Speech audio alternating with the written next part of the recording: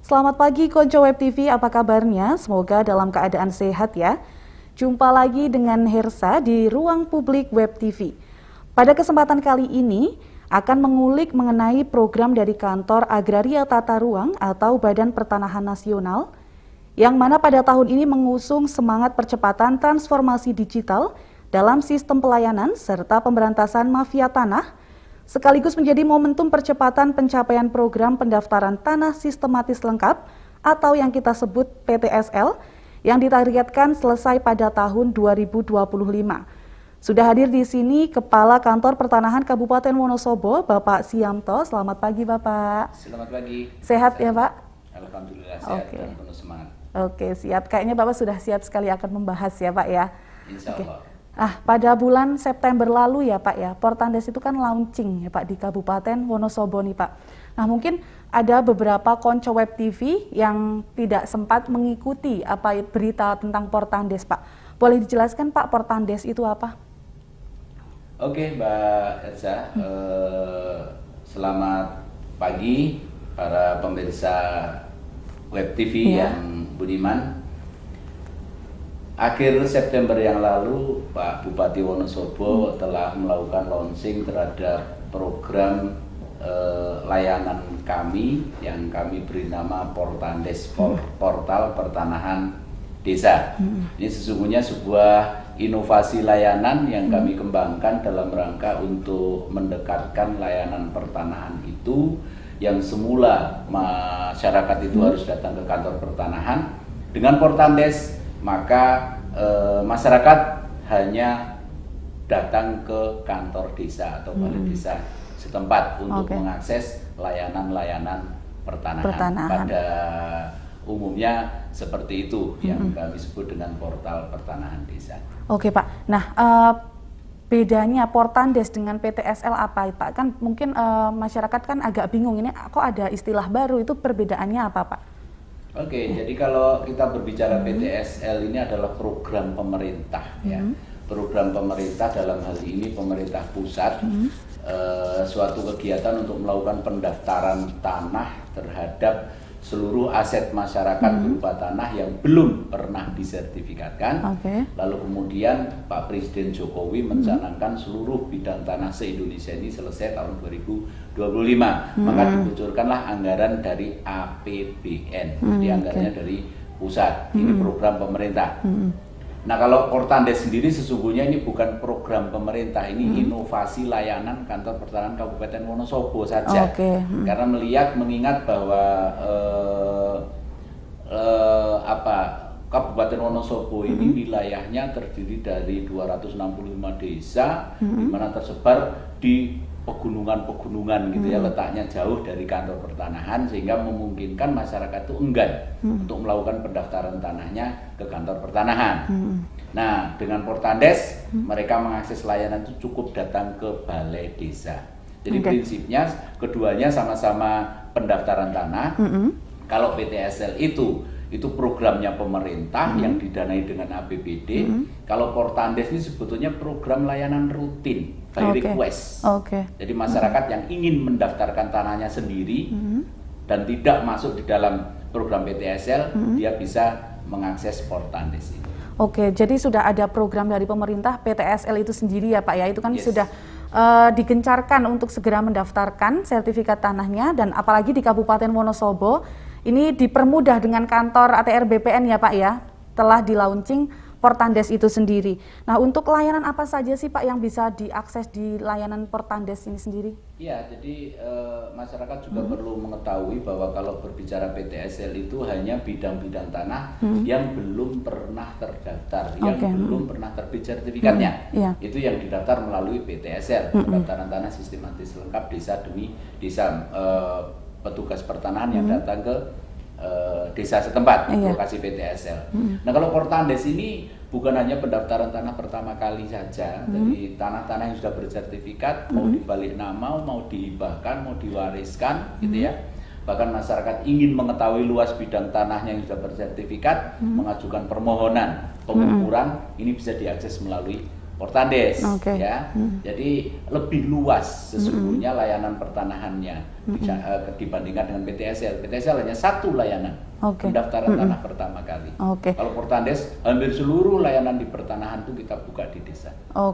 Jadi kalau PTSL kan bagi yang belum mendaftar ya Pak ya, bagi yang belum pernah terdaftar. Kalau Portandes itu dari segala aspek ya Pak ya, mungkin mau balik nama atau pengukuran tanah itu lebih spesifik lagi di Portandes ya Pak ya? Ya, termasuk dalam hal ini mungkin perlu juga disampaikan layanan pengaduan masyarakat. Layanan pengaduan masyarakat itu ada layanan pengaduan yang sifatnya terkait pendaftaran tanahnya, kok belum selesai misalnya begitu ya. Ini bisa dicek melalui Portandes. Itu sampai di mana layanan yang dimasukkan dengan nomor berkas sekian ini sampai di mana itu bisa dicek melalui Portandes, cukup di desa saja, gitu ya. Nah, di samping itu juga ada layanan pengaduan masyarakat secara umum. Kalau masyarakat tuh ada unsur-unsur sengketa, gitu ya, atau sengketa kan bisa waris, bisa sengketa batas, bisa sengketa kepemilikan, itu bisa diadukan melalui Portandes. Sangat lengkap ya Pak ya. Sangat lengkap. Nah, Portandes itu kan mengurus hanya cukup istilahnya di desa ya Pak ya, dekat gitu ya dengan lokasi mereka. Nah, bekerja sama dengan apa saja sih Pak Portandes selain dengan pihak desa Pak? Ya, karena ini sifatnya adalah loket layanan. Jadi loket layanan di kantor BPN dipindah di kantor desa. Sehingga dalam hal ini memang kolaborasi kami hanya dengan pemerintah desa dan admin tingkat desa. Kalau kita meluas sampai kepada pemerintah kecamatan, pemerintah kabupaten itu semata-mata dalam hal supporting dukungan, gitu ya, dukungan kebijakan, dukungan sosialisasi dan lain sebagainya. Kami butuh sosialisasi itu barangkali di setiap media pertemuan yang ada di kecamatan, di kabupaten, di desa, RT, RW semacam itu. Pak. Nah, setelah launching pada bulan September lalu ya Pak, nih kan kayaknya kalau nggak salah ada 15 desa dari 15 kecamatan ya Pak yang menjadi pilot project. Nah, sejauh ini perkembangannya sudah seperti apa Pak? Jadi kami ini harus menyelesaikan pelatihan admin desa itu untuk 265 desa. Jadi sampai dengan saat ini memang prosesnya masih dalam tahapan untuk pelatihan admin dan belum selesai. Dan belum selesai karena kami tentu saja kolaborasi dengan tingkat kecamatan. Admin ini kita kumpulkan dalam satu wilayah kecamatan begitu ya. Sehingga akses untuk layanan Portandes sendiri memang belum berjalan. Harapan kami juga memang belum terlalu tinggi untuk di tahap awal ini bisa dimanfaatkan oleh masyarakat. Terlebih karena saat ini kami sedang gencar untuk menyelesaikan kegiatan PTSL. Jadi pemerintah desa, admin desa, perangkat desa ini sekarang sedang terkonsentrasi untuk menyelesaikan PTSL. Sedang ke arah sana. Sehingga ketika Portandes ini kita mulai launchingkan, maka tahapan untuk pelatihan admin desa ini yang perlu kita kuatkan. Karena admin desa ini nanti akan memegang peranan penting dalam melayani masyarakat. Berarti sejauh ini memang masih fokus di 15 desa yang menjadi pilot project, karena untuk admin-adminnya memang perlu dilatih secara serius begitu nggih Pak ya? Betul. Nah, boleh dijelaskan Pak 4 langkah mudah masyarakat yang untuk melakukan pengajuan permohonan menggunakan layanan Portandes Pak? Ya, dengan Portandes ini, seperti tadi saya sampaikan, masyarakat tidak perlu datang ke kantor pertanahan. Mereka cukup pertama datang ke kantor desa, ya, untuk mengajukan permohonan layanan apapun yang mereka ajukan. Ya, dokumen-dokumen itu dilengkapi, lalu kemudian dokumen hard copy ini dikirim PDF-nya, ya, melalui Portandes ini ke kantor pertanahan. Nah, langkah berikutnya kantor pertanahan melakukan validasi, berkas-berkas permohonan sudah lengkap atau belum, nah, gitu kan. Kalau sudah dinyatakan lengkap, maka dokumen fisiknya ini nggak perlu diantar juga ke kantor pertanahan, cukup melalui kantor pos setempat. Kantor pos setempat itu di setiap kecamatan pasti ada, gitu ya. Nanti kantor pos yang akan mengirimkan ke kantor pertanahan. Di situ diproses. Nah, nanti setelah prosesnya berjalan, itu terus kemudian nanti notifikasinya akan muncul di Portandes di desa sampai di mana permohonan yang diajukan itu, ya. Terus terakhir juga nanti ketika layanan ini selesai, sertifikat misalnya sudah jadi, ini nanti ada notifikasi, Nah, sampai di sini tadi saya pangkas dulu. Kalau misalnya masyarakat tuh ingin mengantar berkasnya sendiri ke kantor pertanahan juga dimungkinkan. Di Portandes kita siapkan di situ salah satu toolsnya adalah janjian kepada petugas di kantor pertanahan. Baik. Mau ngantar berkas ini sudah yang dinyatakan lengkap tuh nanti janjiannya mau tanggal berapa, jam berapa. Itu diantar sendiri ke kantor pertanahan melalui loket prioritas. Jadi di BPN nanti ada loket prioritas. Kalau pemohon langsung itu loketnya loket prioritas. Jadi ada loket tersendiri ya Pak, ya, loket tersendiri khusus untuk pemohon langsung tanpa kuasa. Gitu ya. Itu namanya loket prioritas. Nah, masyarakat nanti pun ketika barang sudah jadi mau diambil sendiri dipersilahkan melalui loket prioritas juga, atau mau dikirim melalui jasa pengiriman juga dimungkinkan melalui Portandes ini. Seperti itu langkah-langkahnya. Nah, mungkin bagi masyarakat Pak yang mungkin kurang yakin ya Pak ya, karena melalui jasa kirim pos ya Pak, bekerja sama dengan pos ya Pak ya, itu berarti bisa mengambil atau mengantarkan langsung ke kantor pertanahan itu, Pak. Nah, terkait biaya nih Pak, sejauh ini boleh dijelaskan Pak, berapa biaya yang mungkin kan orang sungkan ya akan mengurus sertifikat itu kan karena mahal dan lain sebagainya Pak. Ya, jadi begini Mbak, terkait biaya, ini sebetulnya Kementerian ATR BPN ini sudah menyiapkan sebuah aplikasi yang namanya Sentuh Tanahku, Loketku, gitu ya.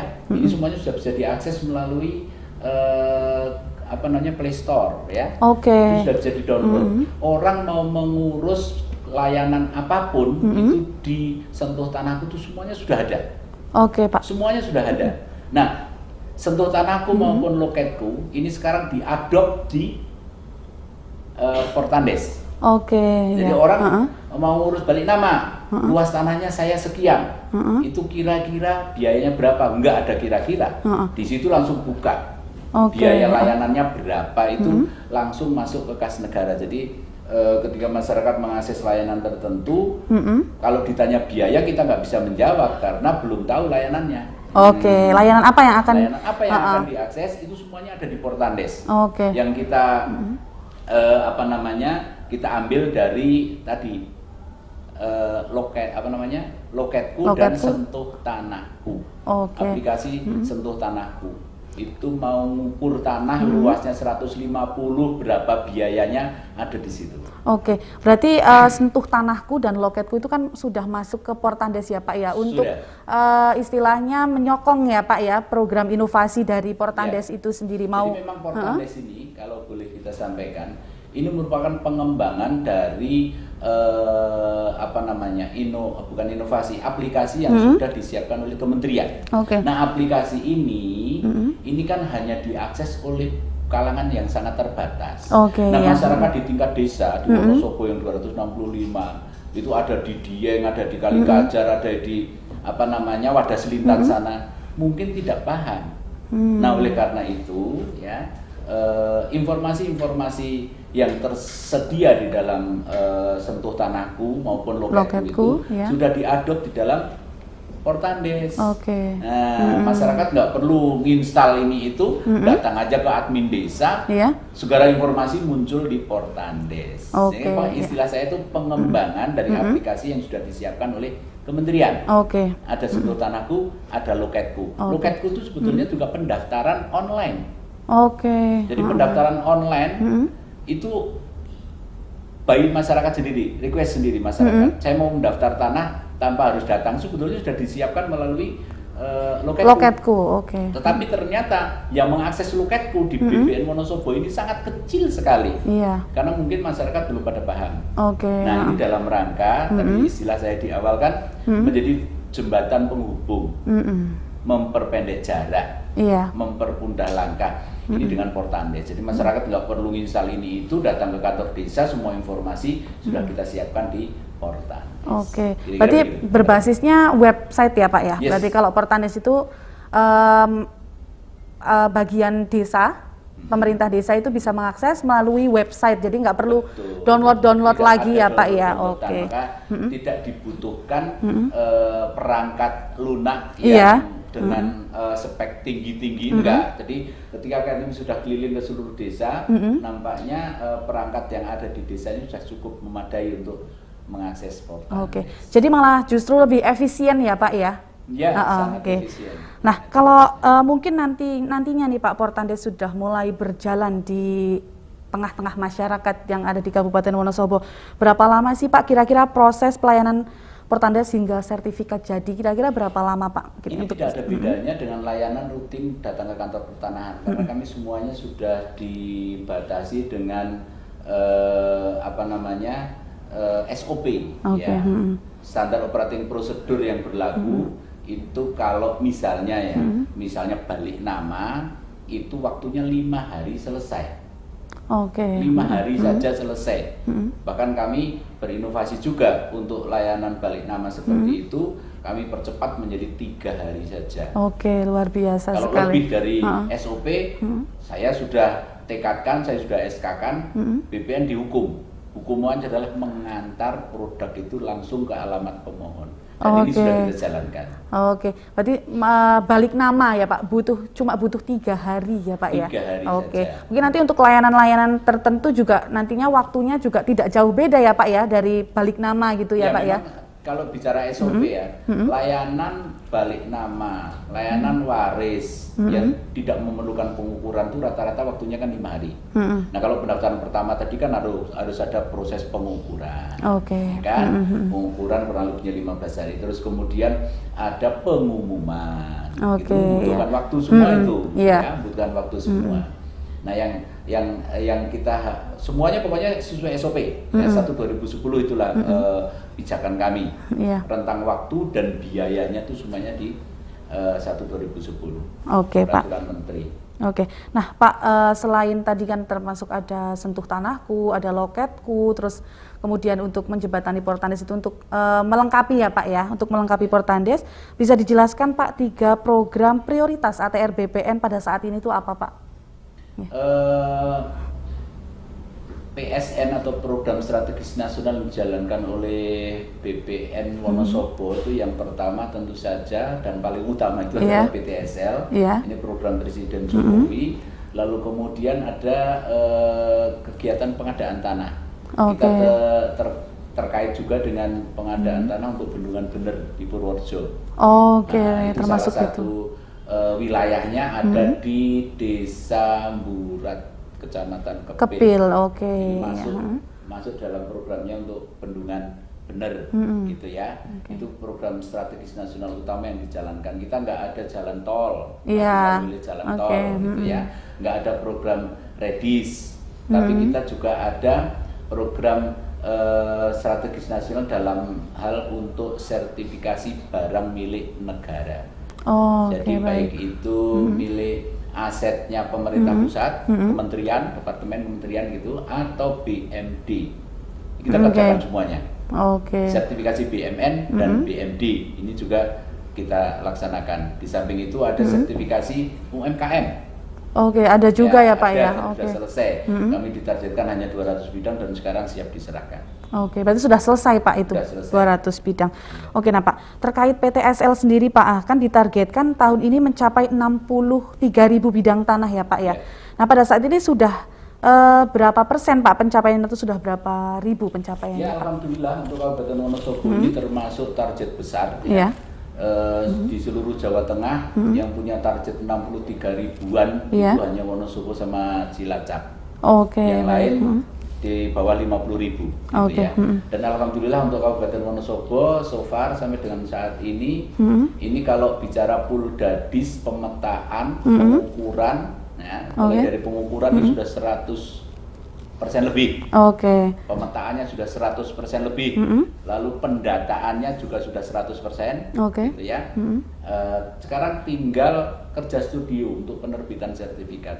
Kalau sertifikatnya sendiri yang sudah selesai kisarannya sekitar 70-80% Oke, iya. dan sudah sebagian besar diserahkan oleh Pak Bupati. Oke. Ya, tinggal menyisakan ya satu langkah lagi deh untuk finishing yang insya Allah dalam 1 bulan ini pasti kami selesaikan sejumlah targetnya 59.580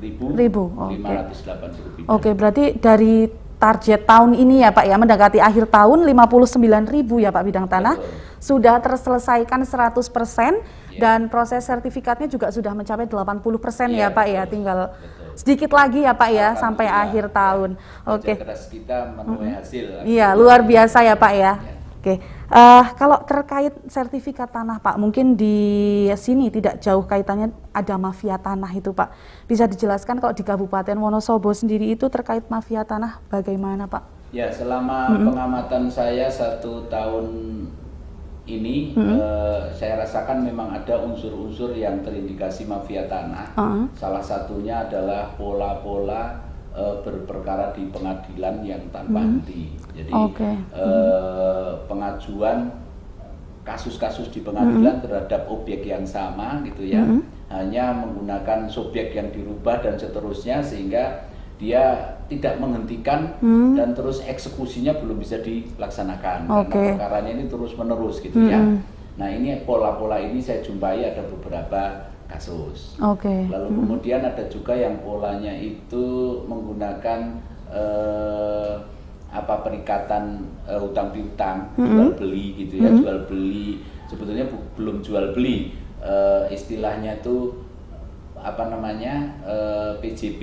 Jadi belum jual beli yang sesungguhnya, jaminannya utang, jaminannya sertifikat gitu. Ketika tidak bisa melunasi utangnya wali prestasi, tiba-tiba sertifikatnya hilang semacam itu. Berarti ada beberapa Beralih, kasus ya Pak ya, gitu. memang ada kasus-kasus yang serupa itu. Gitu ya. Kalau presentasinya mungkin Pak di Kabupaten Wonosobo tidak terlalu besar ya Pak ya tidak, untuk tidak terlalu besar. Nah, terlalu besar. kalau kaitannya Pak dengan permasalahan tanah di masyarakat itu kan biasanya kan sangat luas ya Pak, bisa menjadi konflik yang sangat besar, apalagi bahkan saudara antar saudara gitu ya Pak ya. Kalau sejauh ini Pak, permasalahan tanah itu Pak, perselisihan tanah, mungkin perbedaan pengukuran atau hak milik dan lain sebagainya sejauh ini di lapangan itu di Kabupaten Wonosobo sendiri bagaimana Pak? Kalau yang sifatnya itu sengketa, sengketa itu kan antara pihak-pihak tertentu yang belum berskala luas. Itu sering sekali ada pengaduan-pengaduan sengketa. Ya rata-rata itu sengketa waris, ya sengketa waris artinya waris yang belum selesai pembagiannya oleh para ahli warisnya. Terus kemudian ada sengketa batas, di samping juga yang ketiga sengketa kepemilikan, gitu ya. Ini jumlahnya cukup banyak, juga termasuk yang berperkara di pengadilan, gitu ya. Jadi kalau bicara sengketa itu adalah antara para pihak, terus kemudian melapor ke kami BPN. Kalau bicara perkara itu sengketa yang ada di pengadilan. Nah untuk konflik, kalau bicara konflik ini sudah meluas ya, dampaknya tuh meluas, bukan hanya para pihak yang saling bersengketa. Kalau konflik itu sudah meluas, masyarakat, pemerintah gitu ya. Ini juga ada terjadi gitu ya. Tapi alhamdulillah beberapa dapat kami selesaikan, ya beberapa dapat kami selesaikan antara lain yang di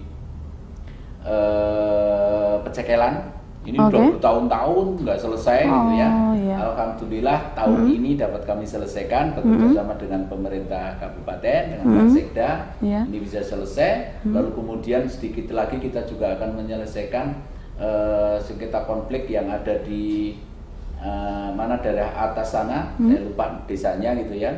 Itu sengketa antara pemerintah provinsi dengan pemerintah desa. Tapi ketika kita identifikasi itu potensi untuk diselesaikan besar dan insya Allah juga akan kita selesaikan. Bisa diselesaikan. Ya. Kalau konflik-konflik yang meluas skalanya besar, ini tahun ini belum muncul karena dulu sudah pernah terjadi ya perkebunan Tambi, Teluk Benjer, dulu pernah meledak gitu ya, skalanya besar sekali. Tapi alhamdulillah di Wonosobo saat ini tidak ada. Yang skalanya besar. Pak. Jadi kalau misalkan memang ada kendala tentang sengketa tanah, kepemilikan atau batas-batas pun BPN bisa membantu ya Pak ya, bisa memecahkan permasalahan tersebut. Nah itu juga termasuk di aduan Portandes sendiri ya Pak ya? Ya betul. Dalam hal ini kami itu melayani juga pengaduan masyarakat. Nah pengaduan masyarakat ini kan ada SOP-nya dalam jangka waktu tertentu harus selesai pengaduan ini. Cuma selesainya itu bukan berarti harus tuntas masalahnya selesai. Kami nggak punya kewajiban untuk sampai ke sana. Kita melakukan mediasi para pihak untuk bermusyawarah mencapai mufakat. Kalau mediasi yang kita laksanakan ternyata tidak mencapai kata mufakat, ya sudah kita hentikan, kita akhiri dan dipersilahkan yang bersangkutan untuk menempuh jalur hukum. Pak. Litigasi. Kalau kan non litigasi kita ya. Mediasi itu non litigasi, kita jalankan itu untuk mencapai mufakat dengan mediator dari BPN. Sebenarnya sudah terstruktur dan enak ya Pak ya untuk pengurusan tanah di Kabupaten Wonosobo yang mungkin masyarakat desa yang jauh dari perkotaan itu punya permasalahan tanah, mau mendaftarkan sertifikat, mau mengurus mungkin permasalahan-permasalahan yang mereka hadapi itu sebenarnya dari kantor BPN Wonosobo itu sudah sangat lengkap ya Pak ya untuk mewadahi permasalahan-permasalahan itu sendiri ya Pak ya. Disinilah makanya perlunya web TV web TV, radio. Kita punya radio kan, pemerintah Kabupaten Wonosobo namanya radio Pesona FM. Ini menjadi sambungan lidah kami untuk mensosialisasikan apa yang kita kerjakan dan kita laksanakan yang bisa diambil manfaatnya oleh masyarakat Wonosobo gitu ya. Bahkan kami ini BPN tuh punya program yang namanya program pelataran. Apa itu Pak pelataran? Program pelataran itu sebetulnya singkatan dari pelayanan pertanahan akhir pekan. Baik. Akhir pekan berarti hari Sabtu dan Minggu. Dengan hadirnya Pak Menteri yang baru Pak Hadi Cahyanto memerintahkan agar BPN tuh buka layanan di setiap hari Sabtu dan Minggu. Jadi tidak hanya Senin sampai Jumat saja ya Pak ya? Tidak hanya Senin sampai Jumat. Nah, pelataran ini dikhususkan pada masyarakat yang tanpa kuasa. Jadi ngurus sendiri tanahnya itu dipersilakan kalau misalnya di hari-hari kerja tidak punya waktu karena kesibukan, maka Sabtu dan Minggu kami buka layanan itu di kantor pertanahan menggunakan red carpet, jadi istilahnya layanan prioritas gitu ya. Sabtu dan Minggu jam 9 sampai jam 12 siang. Pak, itu sudah cukup ya Pak sebenarnya ya, udah ada hari Sabtu Minggu itu aja sudah suatu tambahan hari yang mungkin kan orang kalau weekday itu kan kerja begitu ya Pak ya. Sebenarnya dari kemudahan-kemudahan dari kantor BPN ini sendiri sudah sangat membuka lebar-lebar ya Pak, membuka luas-luas untuk segera mengurus pertanahan yang mereka miliki begitu ya Pak ya. Mungkin Pak boleh diberi pesan nih Pak untuk Konco Web TV nih Pak bagi masyarakat yang mungkin ingin segera mengurus tanah atau bahkan ingin tapi mungkin ragu ini harus mulai dari mana ya atau dari mau kapan ya begitu Pak, mungkin pesannya apa Pak? Ini dari tadi udah banyak, ada pelataran, ada loketku, ada sentuh tanahku ya Pak, dan Portandes sendiri itu monggo Pak bisa mengajak konco-konco Web TV agar tidak ragu untuk mengurus tanah atau permasalahan tanah mereka. Ini saya ucapkan terima kasih kepada Web TV ya. ini adalah saatnya bagi kami melalui Web TV untuk disampaikan segala informasi yang kita siapkan. Dalam hal ini kalau masyarakat ingin membutuhkan layanan pertanahan bagi sebagian masyarakat yang melek teknologi ya, sudah familiar dengan gadget gitu ya, itu sebetulnya tinggal mengakses aplikasi yang tersedia. Oke, Pak. Itu mau bertanya apapun itu ada dalam aplikasi itu.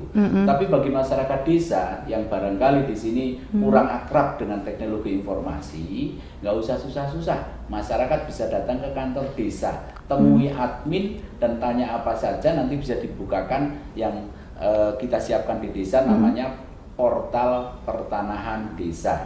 Segala informasi ada di situ. Kalau Bapak dan Ibu masyarakat Wonosobo ini mendaftarkan tanahnya, nggak usah ragu, berapa biayanya ada di situ, gitu ya. Biayanya semuanya adalah biaya yang betul-betul murni disetor ke negara melalui perbankan, bank persepsi, gitu ya. Nah, adapun layanan di tingkat desa, kemarin Pak Bupati mengatakan untuk saat ini di awal-awal Portandes dijalankan, itu nggak usah dipungut biaya layanan di desa. Oke, luar biasa ya, Pak. Tidak boleh dipungut biaya layanan di desa. Nah, di BPN jelas nggak ada layanan tambahan, nggak ada biaya tambahan apapun, nggak pernah bersentuhan dengan BPN kan.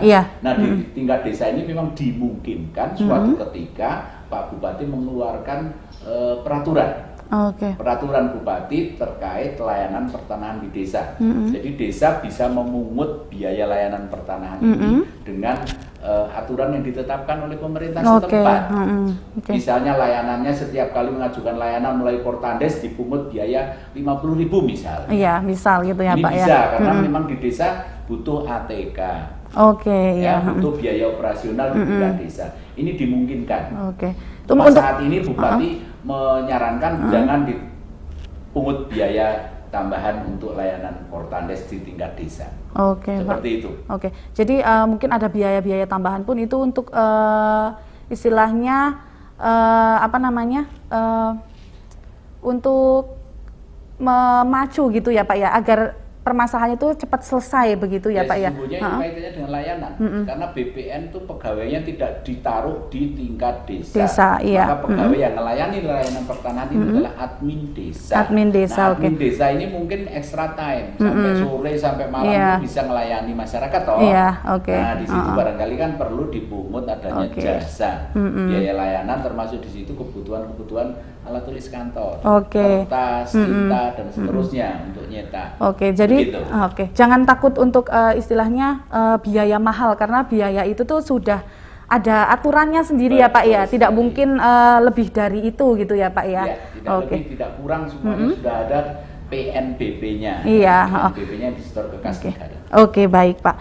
Baik, Konco Web TV, tidak terasa sudah di penghujung acara kita ngobrol bersama Bapak Siamto ya, Pak ya. Terima kasih Bapak, sangat lengkap sekali inovasi dari kantor BPN mengenai Portandes yang dicetuskan kantor BPN untuk memberikan kemudahan bagi masyarakat yang ingin mengurus sertifikat tanah ataupun layanan-layanan pertanahan lainnya melalui kantor desa atau kelurahan setempat. Sangat dekat nih, Konco ya. Dengan layanan tersebut, masyarakat memperoleh berbagai kemudahan, antara lain memperdekat jarak ya, Pak, menghemat waktu, mempermudah pemohon karena cukup pergi ke kantor desa ya, Pak, tidak perlu jauh-jauh ke kota ya, Pak ya, untuk mengurus segala urusan layanan pertanahan. Baik, Konco Web TV, sekian. Mohon maaf jika Hersa atau narasumber ada salah tutur kata dan tingkah laku. Sekian, terima kasih atas kebersamaannya. Kami tutup, sampai jumpa.